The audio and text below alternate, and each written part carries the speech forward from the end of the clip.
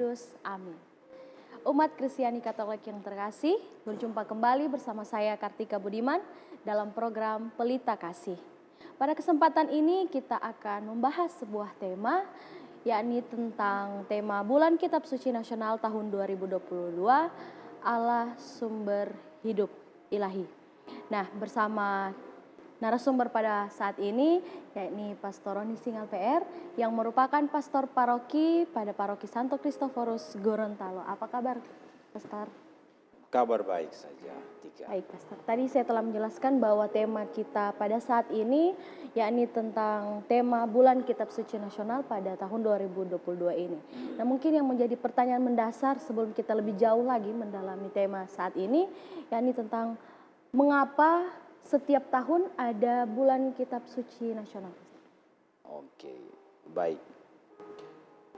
Jadi tentu tujuan utama dari ditetapkannya ada satu bulan dalam satu tahun sebagai Bulan Kitab Suci Nasional. Jadi maksud agar umat lebih mencintai Kitab Suci itu sendiri. Lebih akrab dengan kitab suci itu sendiri. Tentu bukan dengan sekedar memajang itu di lemari-lemari sehingga sudah berapa tahun masih kelihatan baru, tetapi justru dipakai dalam arti dibuka, dibaca, lalu diambil ayat-ayat yang suka untuk direnungkan, lalu sesudah itu tentu dari ayat-ayat itu ya kita menerapkannya dalam kehidupan sehari-hari. Yaitu tujuan pokoknya agar Alkitab atau kitab suci itu memang menjadi bagian tak terpisahkan dari hidup rohani seorang Katolik itu sendiri ya. Gitu. Baik, Pastor. Dan kenapa dipilih bulan September, Pastor? Ini berkaitan dengan sejarah singkat ya, bahwa kita tahu dari tahun 1962 sampai 1965 ya, ada konsili besar di Roma sana yang diberi nama Konsili Vatikan Kedua. Nah, salah satu hasil keputusannya itu dituangkan dalam satu konstitusi dogmatik yang diberi nama Dei Verbum dalam bahasa resminya, bahasa Latin. Yang kalau di Indonesia kan itu adalah Sabda Ilahi. Ya. Di dalam dokumen tersebut, para bapak gereja menyuarakan pentingnya bagaimana kitab suci itu menjadi bagian dari kehidupan seorang Katolik. Nah, dari konteks Konsili Vatikan Kedua ini, lantas Lembaga Biblika Indonesia ya, yang ngurusin segala sesuatu yang berkaitan dengan Alkitab versi Katolik Indonesia, itu LBI itu merupakan badan milik KWI. Nah, dulu MAWI namanya ya, Majelis Agung Wali Gereja Indonesia. Nah, MAWI menugaskan LBI untuk mulai mencari jalan bagaimana kiranya agar apa yang diputuskan dalam KV2 atau Konsili Vatikan Kedua itu mulai diterapkan di dalam Gereja Katolik Indonesia. Dari situ lantas pada sidang tahunan MAWI, Majelis Agung Wali Gereja Indonesia yang sekarang sudah KW itu, tahun 1977,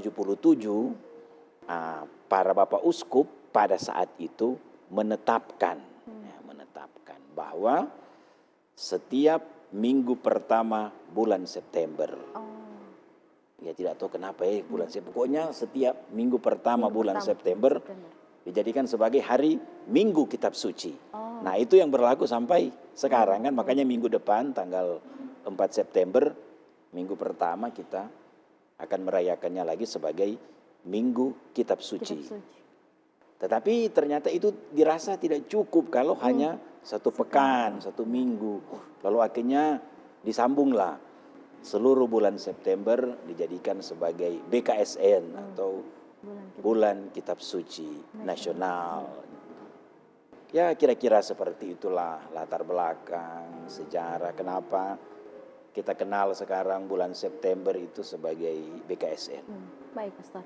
Nah, seperti yang saya ketahui juga, Pastor, bahwa pada BKSN setiap tahunnya ada tema-tema yang diambil. Nah, mungkin bisa jelaskan untuk tema tahun ini apa, Pastor? Untuk tahun ini kita mengambil tema Allah sumber harapan hidup baru. Itu tema utama. Dan nanti dalam penjabarannya selama 4 minggu dalam bulan September ini akan dijabarkan lagi dalam 4 subtema. Tema tentang Allah sumber harapan hidup baru ini. Kenapa diambil tema ini, Pastor?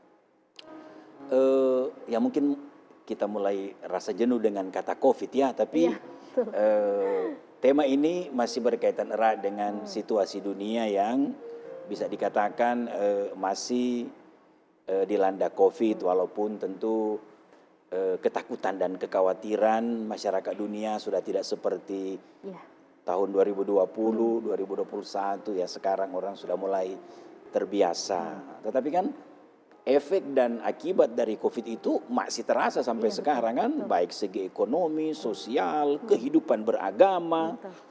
Nah, lalu dari situasi itu lantas diambillah tema tentang pentingnya satu harapan bahwa meskipun kita masih dalam situasi COVID yang syukur kepada Allah sudah mulai melandai, nah perlu untuk menumbuhkan harapan di dalam diri kita, dalam hati kita.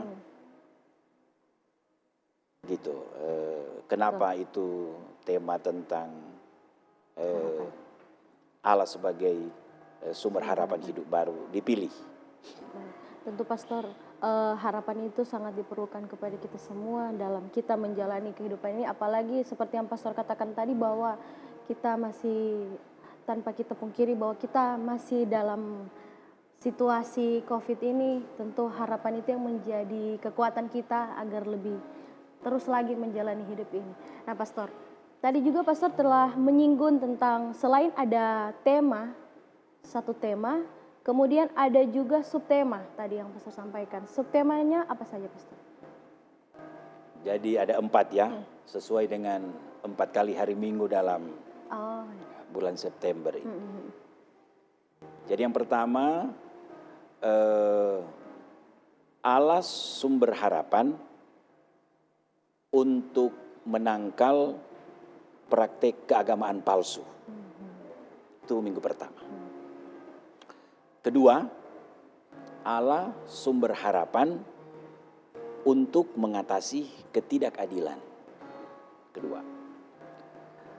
Ketiga, Allah sumber harapan karena kasih setianya. Dan yang terakhir, Allah sumber harapan karena kerahimannya. Jadi selalu muncul kata harapan, harapan, harapan.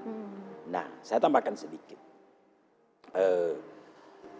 Kenapa kata harapan boleh dikata menjadi satu kata kunci ya untuk tema BKSN kali ini. Itu juga berkaitan dengan hasil interview dari Paus kita, Paus Fransiskus dengan seorang jurnalis Itali menjelang Pasca tahun ini. Tentu yang sudah lewat ya. Dalam sesi wawancara tersebut terungkap bahwa betapa Sri Paus kita itu mengharapkan agar supaya dalam dunia yang masih dilanda pandemi ini, ditambah lagi dengan perang antara Rusia dan Ukraina ini, maka perlu kiranya untuk menumbuhkan harapan agar supaya kita bisa untuk keluar dari persoalan tentang COVID ini, dan juga tentu kita berharap juga agar apa yang terjadi di Rusia dan Ukraina itu bisa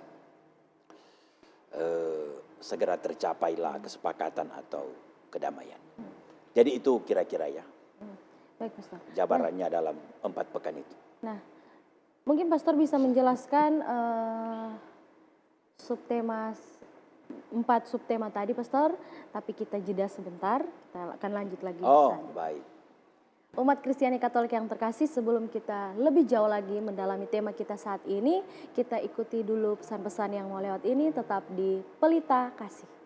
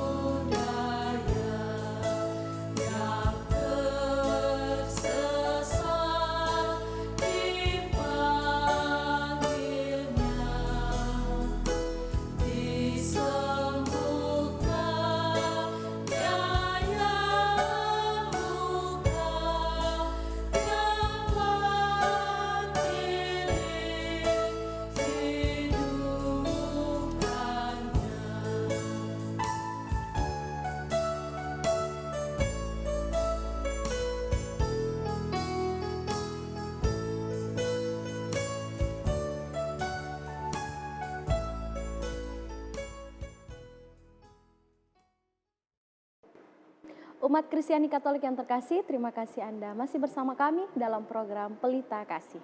Baik Pastor, mungkin Pastor bisa menjelaskan tentang ada 4 subtema tadi, mungkin Pastor bisa menjelaskan subtema yang 1 dan 2. Oke, baik.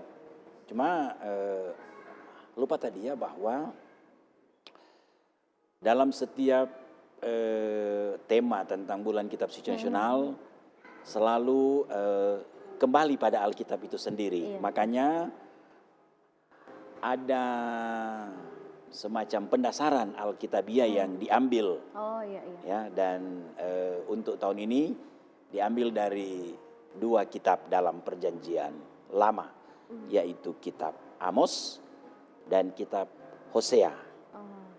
Nah, dari tema tentang Allah sumber harapan hidup baru ini ada semacam ayat emas, atau kalau istilah lain ayat penuntun lah ya. Iya.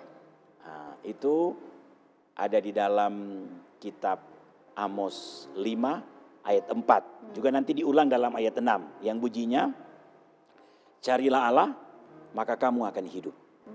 Nah, jadi dari seluruh tema dan dijabarkan dalam 4 subtema itu maka yang menjadi semacam ayat emasnya itu, carilah Allah maka kamu akan hidup. Nah, baik mungkin untuk sebelum masuk pada subtema 1-2 dan nanti 3-4, perlu juga untuk tentu dijelaskan ya soal ayat emas ini, carilah Allah maka kamu akan hidup. Jadi gini, kata carilah Allah itu punya dua pengertian. Pertama, carilah Allah mengandung maksud semacam satu calling atau ajakan, ya, bahwa hanya kepada Allah sajalah kita harus mengabdi dan menyembah. Nah, dalam konteks umat Israel perjanjian lama, Allah yang dimaksud tentu adalah Tuhan yang membuat perjanjian dengan Bani Israel sendiri, ya kan? Akulah Tuhan Allahmu dan mereka adalah bangsa pilihannya. Nah, carilah Tuhan di sini mengandung arti itu.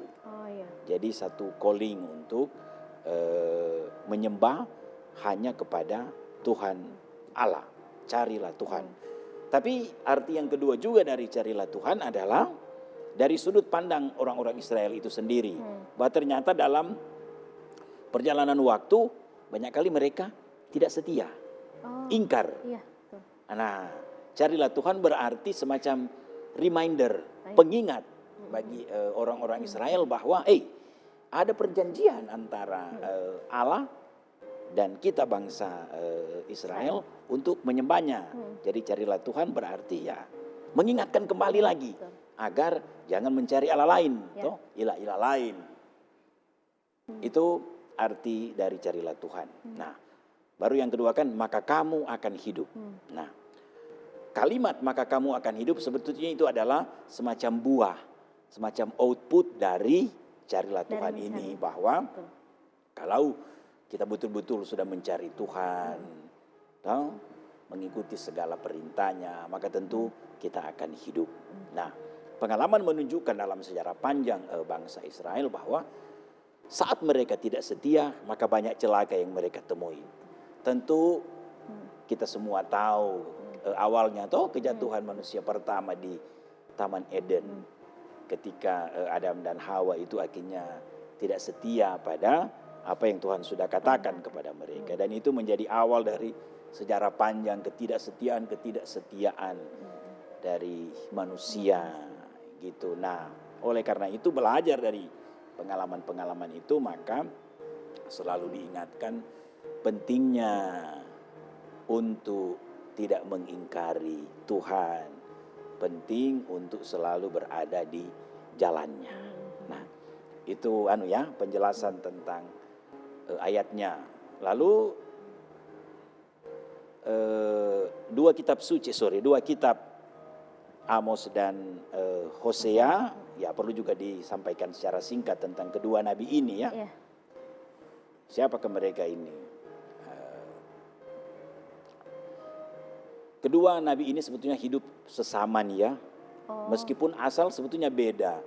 Kalau Amos itu asal dari bagian selatan Israel, jadi dia asal dari kerajaan selatan. Dulu kan sesudah Raja Salomo, kerajaan Israel itu terbagi dua, kerajaan utara dan kerajaan selatan. Nah, si Nabi Amos asalnya dari selatan, tapi dia ditugaskan oleh Tuhan untuk berkarya di utara, di kerajaan utara. Pekerjaan dari Amos ini, dia adalah seorang peternak. Selain itu juga dia adalah pemetik buah arah. Itu pekerjaan utamanya. Nah, dia diutus oleh Tuhan untuk menyuarakan suara profetis kepada orang-orang Israel yang waktu itu memang berada pada masa kejayaan dan keemasan.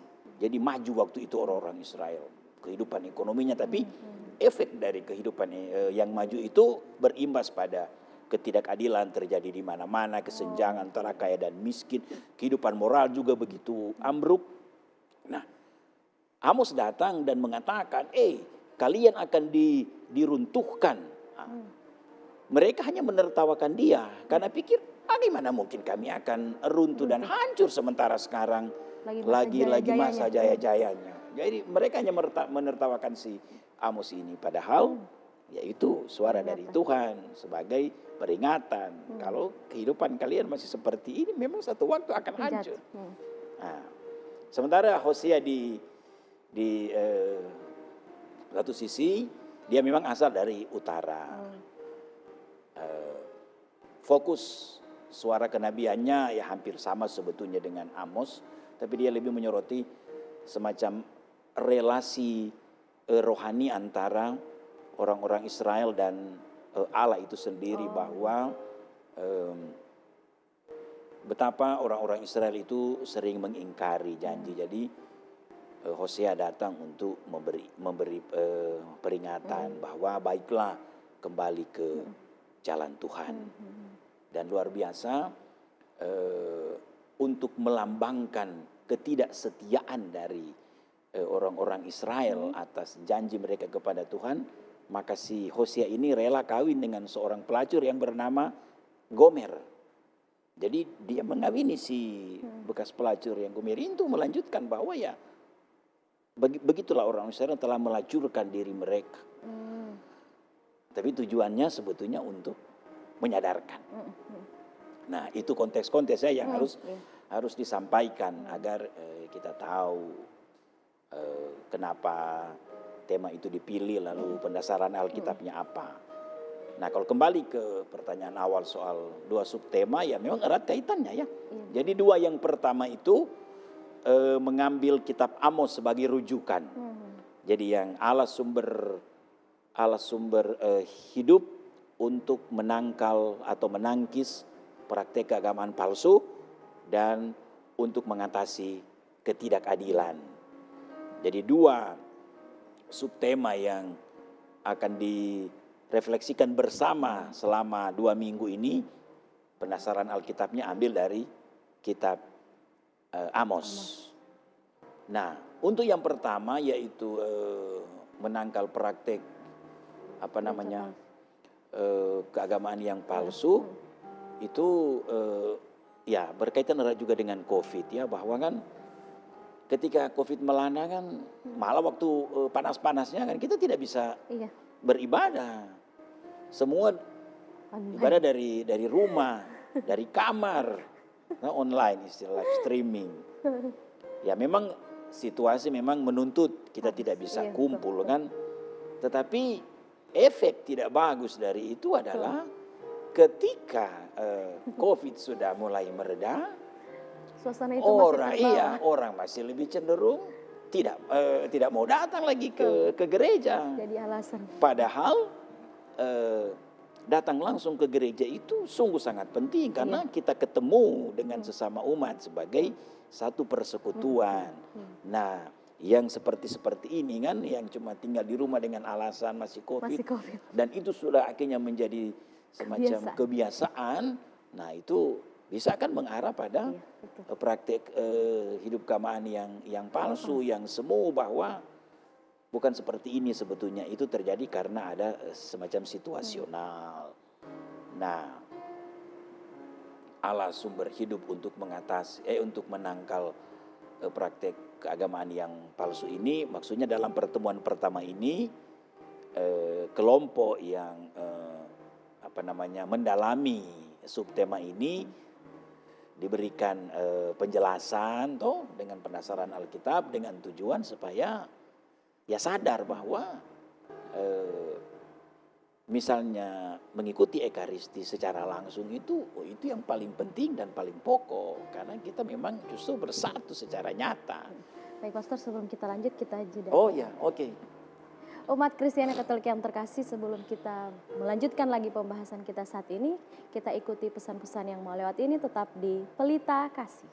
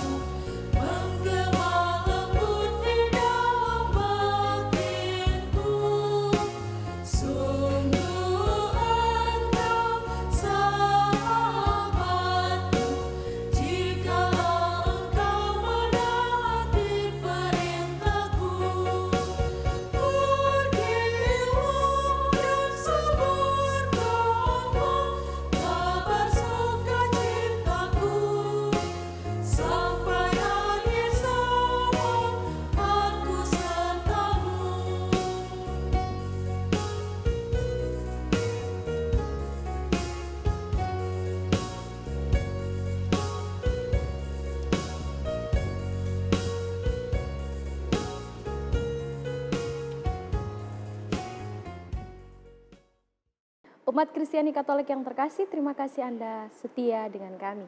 Baik Pastor, sebelum kita membahas lagi tentang tema kita saat ini, bersama kita juga telah hadir audiens. Pertanyaan yang ingin disampaikan, dipersilahkan. Terima kasih, selamat berkudapa lagi dengan Pastor di sesi ini. Pertanyaan kami terkait Bulan Kitab Suci Nasional untuk tahun ini 2022, yaitu penerapan di dalam paroki kita, yaitu Santo Kristoforus Gorontalo. Apa yang akan kita lakukan, karena kita di sini juga ada beberapa petugas di dalam gereja, mungkin ada metode atau trik-trik tertentu agar bisa menjelaskan atau juga membuat umat lebih mengerti sebagai Allah sumber harapan hidup baru.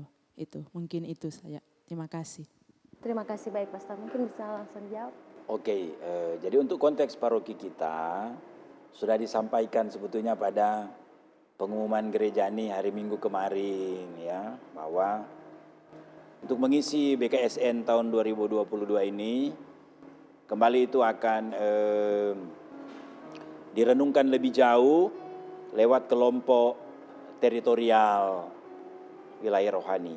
Dan untuk membantu merenungkan bersama atas tema ini, maka sudah di-copy macam buklet, malah ada versi PDF-nya yang berisi tentang tahapan-tahapan dalam refleksi bersama untuk pendalaman tentang tema besar, lalu subtema per minggu. Nah, yang bertanggung jawab untuk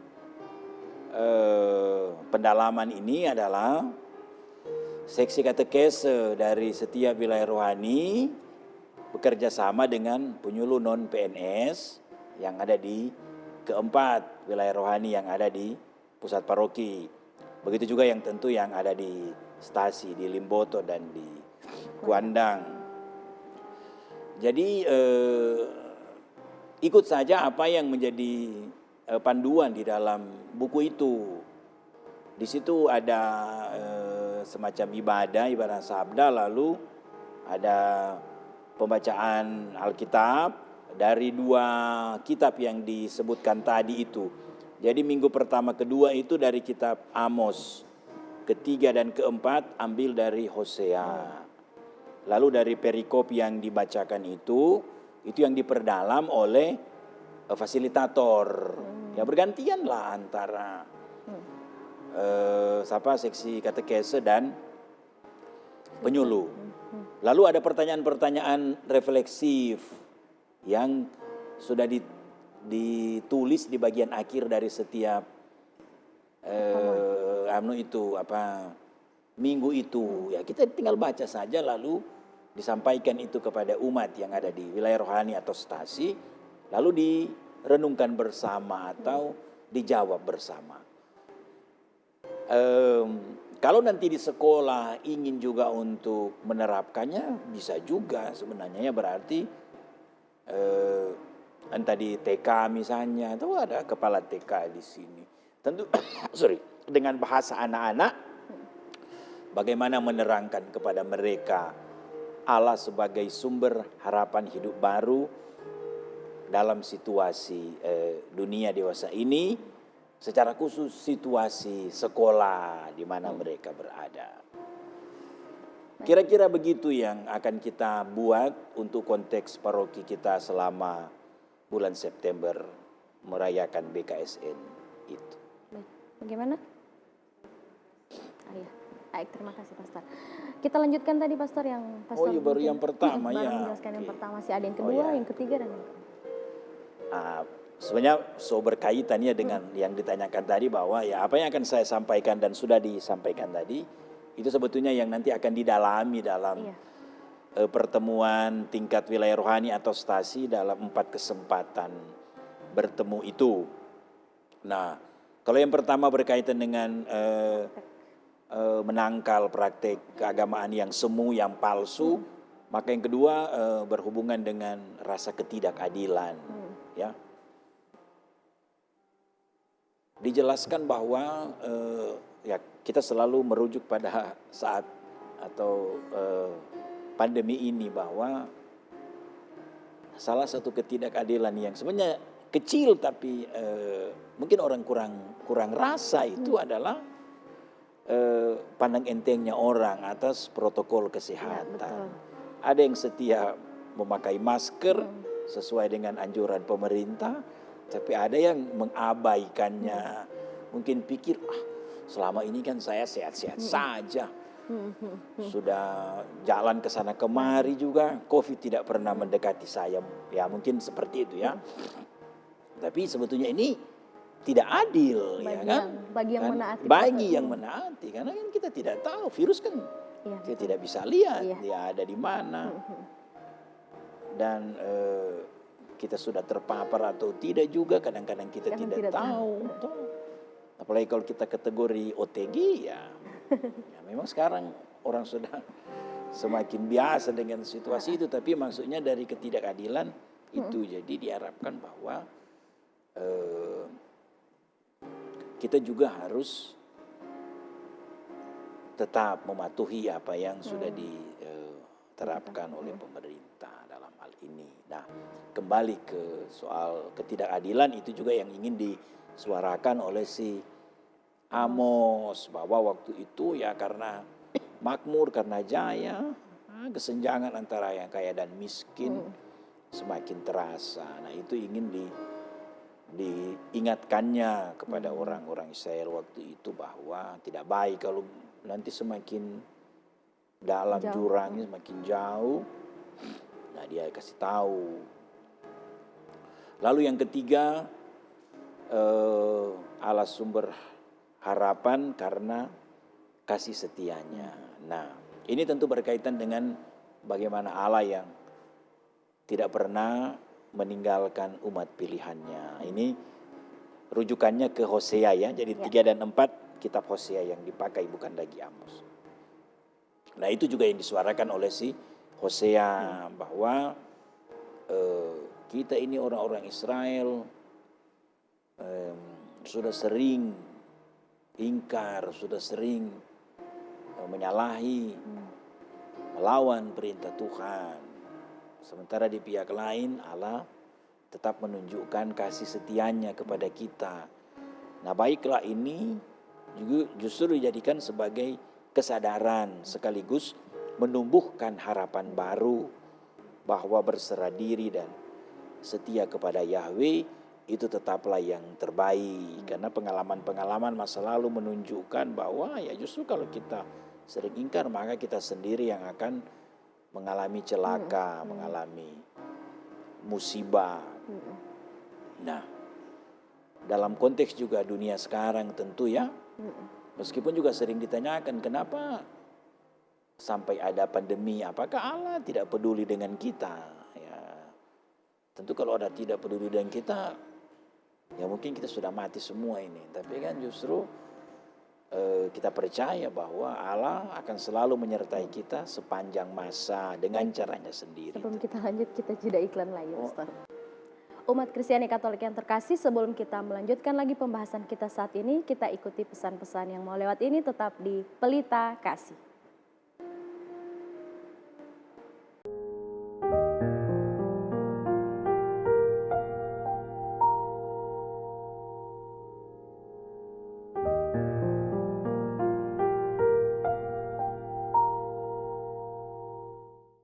Umat Kristiani Katolik yang terkasih, terima kasih Anda bersama kami dalam program Pelita Kasih. Baik, Pastor, kita lanjutkan. Oh, yang keempat, yang terakhir ini ya, oke. Jadi yang keempat itu berkaitan dengan Allah sumber harapan karena kerahimannya. Kerahiman di sini itu berkaitan tentu dengan belas kasih dari Allah ya. Sebagaimana setiap awal misa atau kalau pakai versi doa tobat Allah yang Maha Rahim ya. Maha Rahim berarti Maha Pengampun, penuh belas kasih, ya. Nah, subtema Allah sumber harapan karena kerahimannya, ya menunjukkan bagaimana di sepanjang sejarah itu karena belas kasih dan kemurahan dari Tuhan yang membuat sehingga dia selalu mengampuni orang-orang yang ingkar kepadanya. Ya, dalam ini tentu konteks orang-orang Israel. Nah, itu disuarakan oleh si Hosea juga ya. Dia selalu kasih ingat itu biar orang-orang Israel tahu, karena kadang-kadang kan kita manusia kalau hanya sekali dua kali dikasih ingat, belum tentu kita akan melaksanakan itu. Entah karena memang lupa, pura-pura lupa, atau memang tidak mau untuk melaksanakannya, karena itu harus ulang-ulang terus agar supaya memang telinga semakin terbuka kiri dan kanan ya, bukan masuk dari kiri langsung keluar di sebelah kanan, tapi betul-betul tertinggal di tengah lalu dilaksanakan itu menjadi bagian dari kehidupan.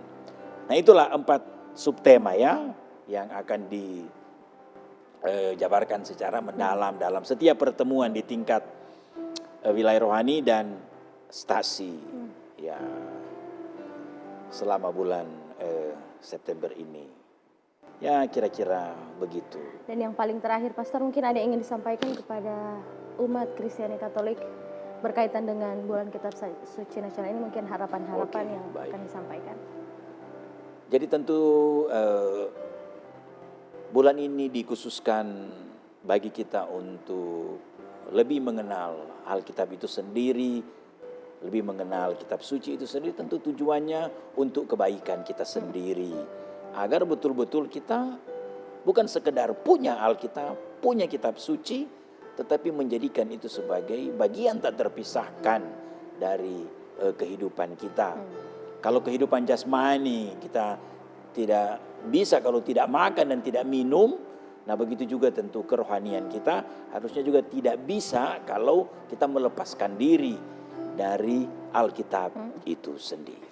Baik Pastor, dan yang paling terakhir mohon kesediaan Pastor untuk kita berdoa. Baik, kita mengakhiri acara Pelita Kasih kita ini dengan doa. Mari berdoa dalam nama Bapa dan Putra dan Roh Kudus. Amin. Allah penyelenggara kehidupan kami sebagai manusia, kami bersyukur untuk penyelenggaraanmu dalam kehidupan kami. Terlebih ketika kami mengalami masa pandemi yang telah membuat kami khawatir dan takut. Tapi kami percaya Tuhan tetap hadir, Tuhan selalu menyertai kami semua.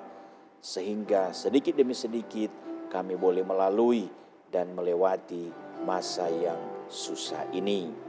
Semoga juga lewat permenungan yang akan kami jalani dalam bulan Kitab Suci Nasional, di mana kami akan merenungkan tentang Engkau Allah sebagai sumber harapan hidup baru, boleh menumbuhkan harapan baru dalam hati kami, agar kami lebih bertumbuh dan berkembang untuk lebih mendekatkan diri kepadamu, lewat kami mencintai dan mengakrabkan diri dengan Alkitab itu sendiri.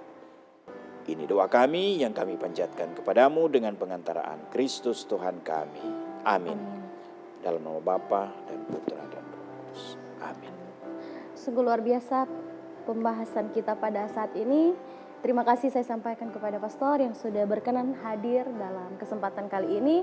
Terima kasih juga kepada audiens yang sudah hadir saat ini. Dan kepada seluruh umat Kristiani Katolik dimanapun Anda berada yang selalu setia menyaksikan program Pelita Kasih ini. Saya Kartika Budiman beserta kru yang bertugas mohon undur diri. Terima kasih, Tuhan Yesus memberkati.